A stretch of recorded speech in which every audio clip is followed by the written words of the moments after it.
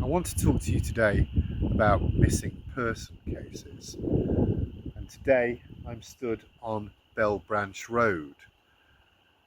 This case particularly fascinates me, and it's the case of Mike Hearon. Now, he disappeared in August 2008. He was a family man. He had a house in Maryville, which is the area where I live, but also he had a house here in Happy Valley, which is about 20 miles away. And it's easy. He owned a family farm, a generational family farm. He was about 51 years old, happy, with two sons. And he used to spend his weekends at the farm. Now, on that rainy August day, Mike, as far as we know, was going about his business as normal, when suddenly something happened.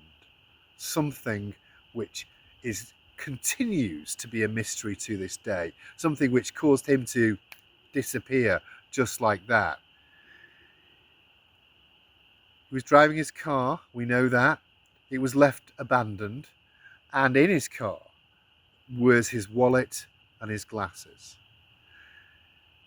He then transferred for some reason to his ATV, which was also found abandoned in a place unfamiliar to where it was normally parked by his two sons. There was never a trace of Mike Hearon found, and the authorities, I can assure you, did their best efforts. Thousands of people were involved in the search. They even had police dogs, cadaver dogs, which look for dead bodies. No trace was found. Now, there are a number of theories as to what happened to Mike Hearon. Could he have, for example, stumbled across some illicit activity like ginseng farming? Well, this area doesn't lend itself particularly in the valley to ginseng farming.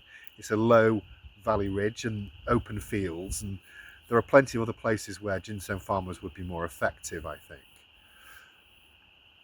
Was he taken by an animal? Well, there are bears around this area, but if he was taken by an animal, there would be some sort of debris. And as I said to you, there was no trace of him ever found. This is why this case is so fascinating.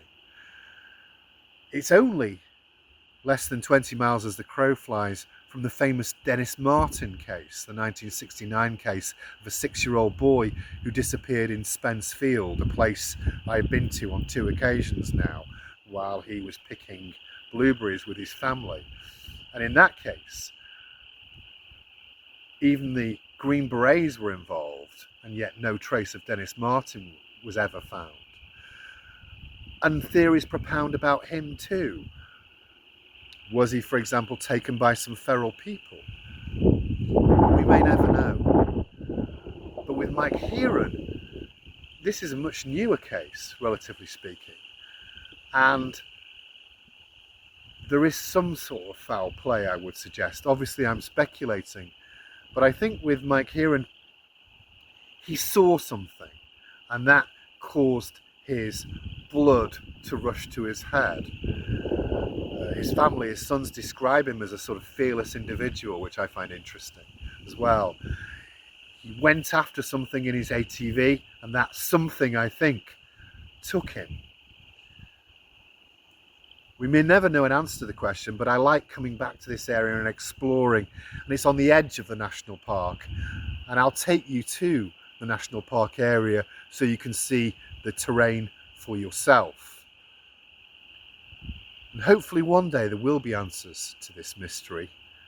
But I regularly traverse this area because there's something about it, and there's something going on here, and I'm very intrigued by it.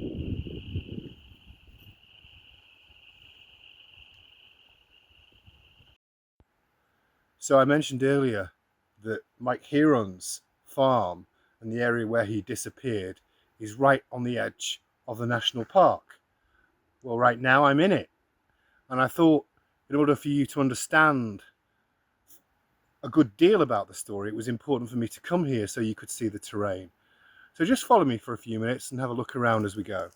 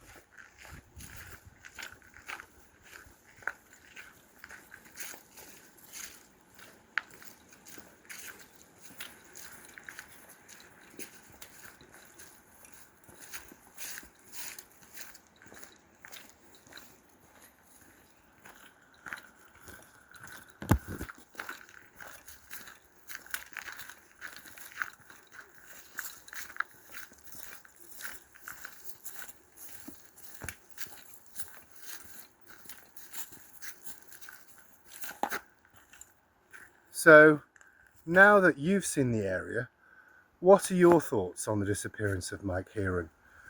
Was it ginseng farmers? Was it some other illegal activity?